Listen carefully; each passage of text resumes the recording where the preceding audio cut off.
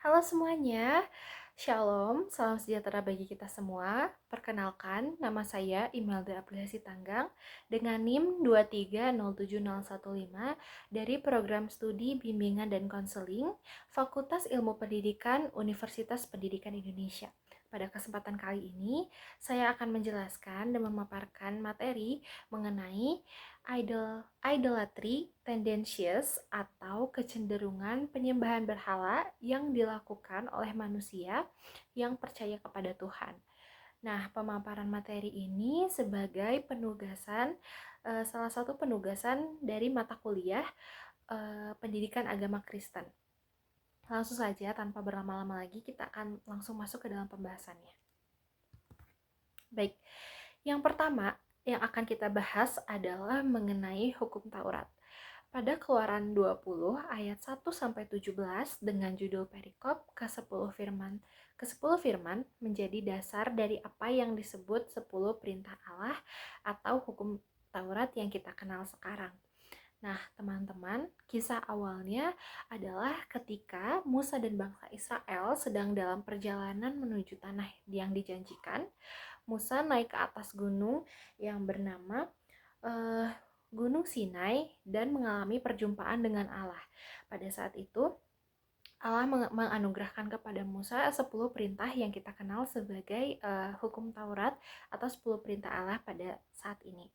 Nah, teman-teman, 10 perintah Allah ini menjelaskan pada perintahnya yang pertama sampai yang keempat menjelaskan hubungan antara Allah dan manusia, dan yang perintah yang kelima sampai yang ke-10 menjelaskan hubungan antara manusia dengan manusia itu sendiri. Nah, teman-teman, pada hukum yang pertama bisa kita bacakan, yaitu yang pertama, isi hukum Taurat adalah jangan ada padamu Allah lain di hadapanku. Yang kedua, itu jangan menyembah berhala. Yang ketiga, jangan menyebut nama Tuhan Allahmu secara tidak hormat. Yang keempat, kuduskanlah hari Sabat. Yang kelima adalah hormatilah ibu bapamu.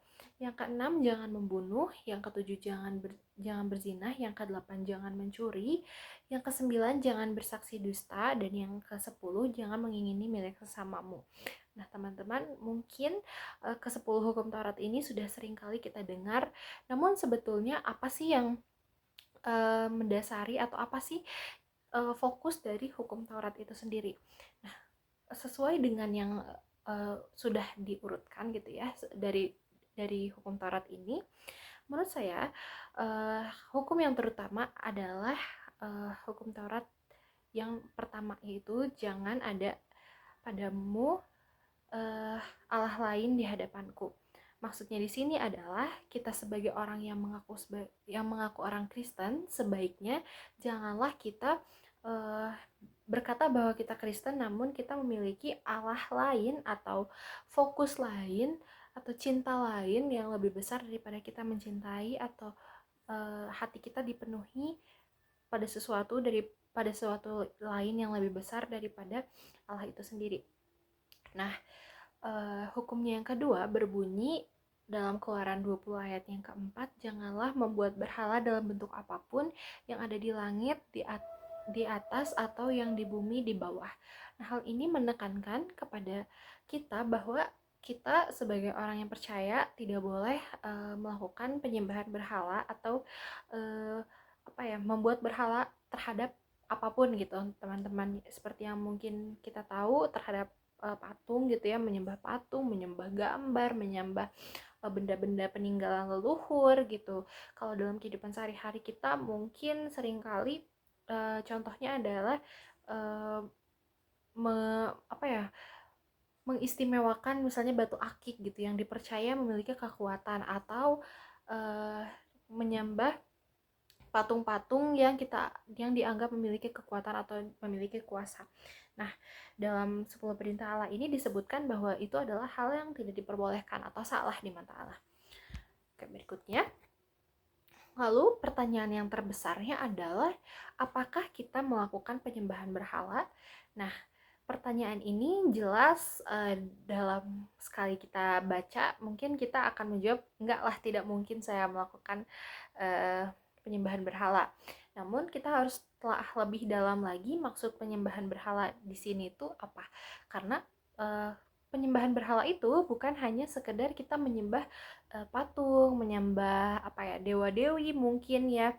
Misalnya kita menyembah Dewi Kuan Yin atau Dewa Zeus atau apapun itu, yang sudah jelas itu salah. Bukan hanya seperti itu ya teman-teman, melainkan uang, popularitas, prestasi, atau bahkan teknologi ya yang kita dekat dengan kita seperti handphone yang kita pakai atau mungkin gadget-gadget kita yang lain, itu dapat dijadikan sebagai berhala ketika hal itu sudah menguasai hati kita lebih dari firman Tuhan. Dan ketika kita menganggap hal itu lebih penting daripada Allah, dan kita sudah tidak fokus lagi gitu kepada Allah, nah hal itu dapat menjadikannya sebagai berhala. Uang dapat dijadikan berhala, popularitas bisa dijadikan berhala, prestasi dan teknologi atau apapun itu teman-teman, atau mungkin cinta atau pencapaian atau lain sebagainya.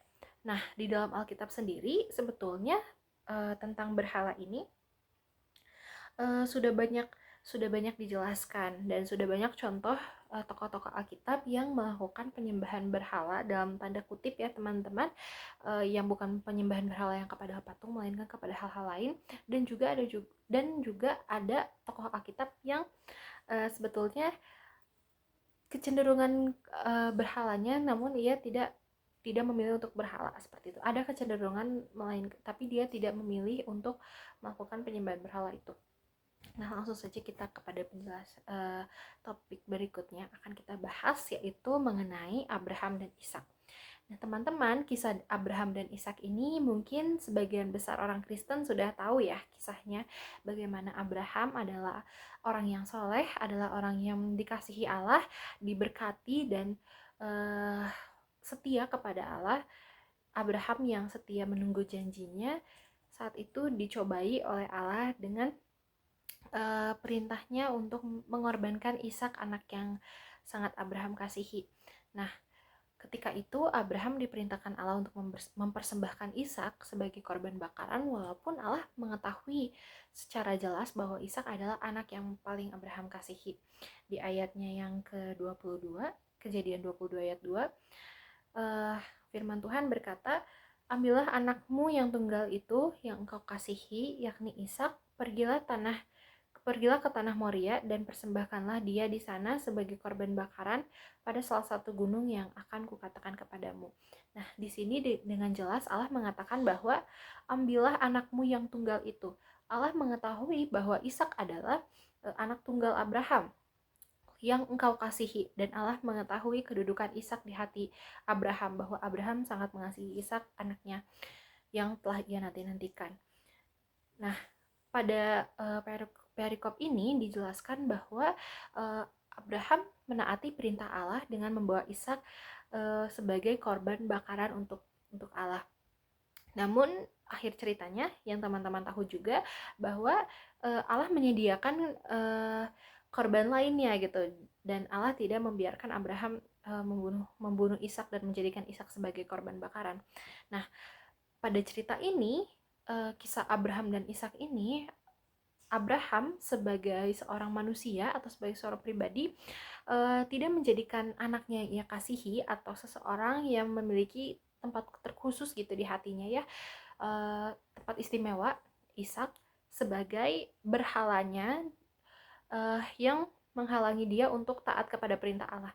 Abraham memang menyayangi Ishak, namun ia tetap mendahulukan atau tetap mengutamakan Allah gitu di dalam hidupnya. Maka ia tidak segan-segan gitu, tidak ragu-ragu untuk mempersembahkan keberhalaannya atau seorang yang berharga, yaitu Ishak anaknya, kepada Allah. Nah, bagaimana dengan tokoh-tokoh Alkitab yang jatuh ke dalam keberhalaan? Kita akan bahas yang pertama adalah Daud dan berhalanya terhadap rasa cinta. Nah, teman-teman, kita semua tahu bahwasanya Daud adalah seorang raja yang hebat. Pada usia yang muda dia berhasil mengalahkan Goliat karena Allah ada bersama-sama dengan dia. Namun suatu ketika Daud jatuh ke dalam dosa ketika ia menginginkan Batsheba, menjadi istrinya. Pada saat itu Daud melihat Batsheba dan timbul rasa ia ingin memiliki Batsheba. Lalu Daud merencanakan rencana pembunuhan terhadap suami Batsheba, ya teman-teman tahu kisahnya. Kemudian singkat cerita suami Batsheba mati dan Daud mendapatkan Batsheba sebagai istrinya dan tidur dengan perempuan itu. Nah, dalam kisah ini Daud telah melakukan atau telah berhala terhadap cinta. Jadi Daud memfokuskan hatinya, memfokuskan dirinya terhadap rasa sukanya atau rasa cintanya terhadap Batsheba daripada memenuhi hatinya dengan firman Tuhan gitu, dengan Allah. Nah, dan di dalam 2 Samuel 11 ayat 1 sampai 27, Daud akhirnya menyesal setelah ia ditegur oleh Nathan yang memperingatinya atas perintah Tuhan. Jadi dalam kisah ini Daud telah jatuh ke dalam keberhalaan akan cinta. Dia buta karena cintanya terhadap Batsheba. Dia menginginkan Batsheba sehingga ia membunuh suami Batsheba dengan meletakkan memposisikan di pasukan depan sehingga suaminya Batsheba mati di dalam peperangan. Nah, seperti itu kisah dari keberhalaan Daud akan cinta yang akhirnya Daud menyesal gitu. Lalu yang berikutnya ada Simson dan juga keberhalaannya akan kekuatan. Simson ini adalah seseorang yang diberkati Tuhan dengan kekuatannya. Dia sangat kuat ya teman-teman. Dan teman-teman tahu kisahnya, Simson akhirnya jatuh cinta kepada seorang wanita bernama Delila dan ia akhirnya membocorkan rahasia bagaimana kekuatannya itu bisa ada. Jadi pada saat itu Simson sedang tidur-tiduran di pahanya Delila, lalu Delila bertanya kepada Simson, apakah yang membuat Simson memiliki kekuatan. Lalu Simson menceritakan bahwa ketika rambutnya dipotong kekuatannya akan hilang. Nah, itu adalah kebutaan atau keberhalaan Daud terhadap kekuatannya sendiri gitu teman-teman. Jadi karena ia berhala dan karena ia telah berhala, ia kehilangan satu-satunya yang paling berharga di dalam dirinya, yaitu kekuatannya. Nah, singkat cerita, dalam cerita Simson dan Delila ini, akhirnya Simson tertangkap oleh orang-orang Filistin yang kemudian Simson dicungkil kedua matanya sehingga ia menjadi buta. Suatu ketika orang-orang Filistin itu mengadakan sebuah pesta besar ya, dan Simson hadir di tengah-tengah mereka untuk dipermalukan oleh orang-orang Filistin. Kemudian Simson berdoa kepada Tuhan dan ketika itu juga kekuatannya kembali ketika Simson memegang kedua tiang di samping kanan dan kirinya dan ia mati bersama dengan orang-orang Filistin yang jahat. Bahkan disebutkan bahwa orang yang mati pada saat itu lebih banyak daripada orang yang Simson bunuh ketika di masa hidupnya gitu. Jadi orang yang mati pada saat itu lebih banyak daripada orang yang Simson bunuh di masa hidupnya. Nah, berikutnya ada Lea. Nah, teman-teman mungkin sedikit asing dengan nama Lea ini. Nah, Lea itu merupakan seorang istri dari Yakub. Singkat cerita, saat itu Yakub pergi ke rumah Laban dan bekerja kepada Laban pada saat ia pergi dari rumah ketika Esau kakaknya hendak membunuh dia karena permasalahan hak kesulungan. Nah, singkat cerita, Yakub jatuh cinta kepada anaknya Laban yang kedua, yaitu Rahel, dan Laban memberikan syarat bahwa Yakub harus bekerja kepadanya selama 7 tahun lamanya. Namun ketika Yakub sudah bekerja 7 tahun lamanya, Yakub malah mendapatkan Lea sebagai istrinya yang diberikan oleh Laban, karena menurut Laban harus kakaknya dulu nih yang yang menikah, baru boleh adiknya menikah. Nah, akhirnya Lea ini tidak dicintai sebesar cintanya Yakub terhadap Rahel. Dan singkat cerita, Rahel mengalami kemandulan sedangkan Lea tidak, dan pada Kejadian 29 ayat 16 sampai 35, kisah Lea, seorang istri yang tidak dicintai oleh suaminya, ia melahirkan untuk mendapatkan cintanya Yakub pada ayatnya yang ke-31. Namun pada akhirnya Lea menyadari dan mengucap syukur kepada Tuhan bahwa sebetulnya keberhalaannya terhadap cintanya untuk mendapatkan cintanya Yakub itu tidak berguna gitu, tidak ada gunanya. Maka di ayatnya yang ke-35 kita akan baca bersama-sama. Mengandung pula ia lalu melahirkan seorang anak laki-laki. Maka ia berkata, sekali ini aku akan bersyukur kepada Tuhan, sebabnya ia menamai anak itu Yehuda. Sesudah itu ia tidak melahirkan lagi. Nah, ya pada kisahnya di Kejadian 29 ayat 16 sampai 35 ini um, dia tidak lagi berhala terhadap cinta. Maka ia tidak lagi melahirkan untuk mendapatkan cintanya Yakub gitu. Dia tidak lagi berusaha untuk mendapatkan cintanya Yakub dengan cara ia memiliki seorang anak, melainkan ketika ia memiliki seorang anak, dia bersyukur kepada Tuhan dan tidak lagi terfokus kepada berhalanya terhadap cinta.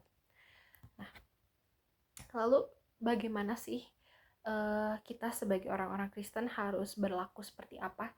Kita sudah melihat kisah-kisah tokoh-tokoh di Alkitab yang ternyata banyak sekali melakukan keberhalaan terhadap hal-hal lain gitu ya teman-teman.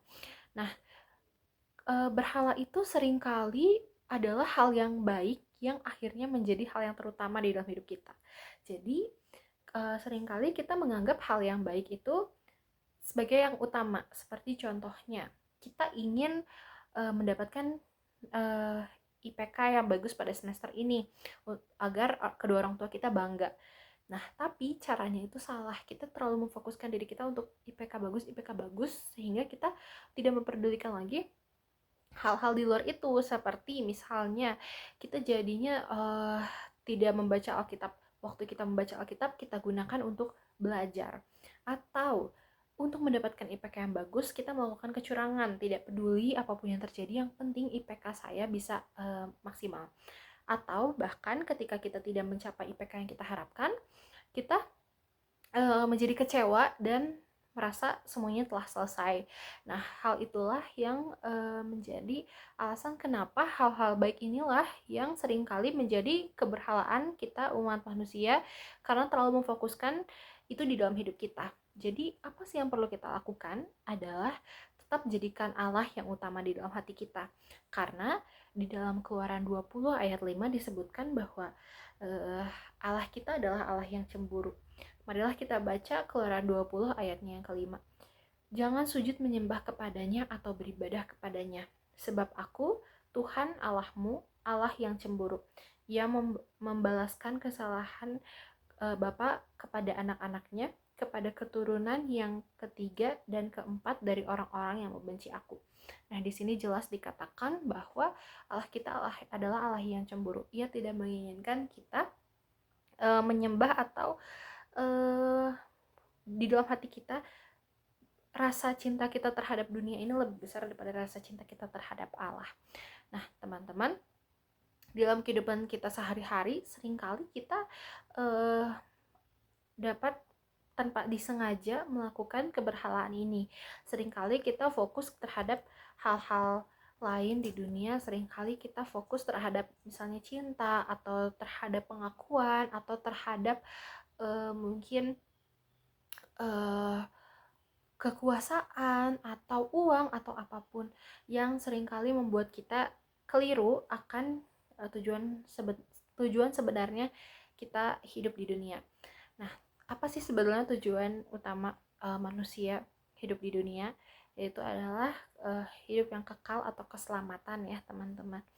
Nah, di Matius 13 ayat 44 sampai 46 membahas mengenai hal kerajaan sorga yang diperumpamakan sebagai seseorang yang menemukan harta terpendam di ladang dan memendamkannya lagi, lalu menjual seluruh miliknya untuk membeli ladang itu beserta dengan hal yang berharga yang terkubur di dalamnya. Nah, seperti itu juga lah hal tentang kerajaan sorga, teman-teman. Ketika kita ingin mendapatkan kerajaan sorga, kita tidak bisa mendapatkannya secara cuma-cuma. Harus ada yang kita korbankan, harus ada yang kita jual. Dalam artian bukan kita harus menjual seluruh milik kita dan hidup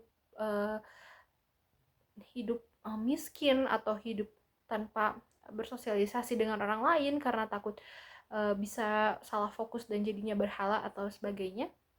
Bukan seperti itu teman-teman, melainkan kita korbankan apa yang menjadi berhala kita atau apa yang menjadi ishak kita yang paling kita kasihi di dalam hidup kita untuk Allah, atau untuk kita letakkan Allah menjadi yang paling terutama di dalam hati kita.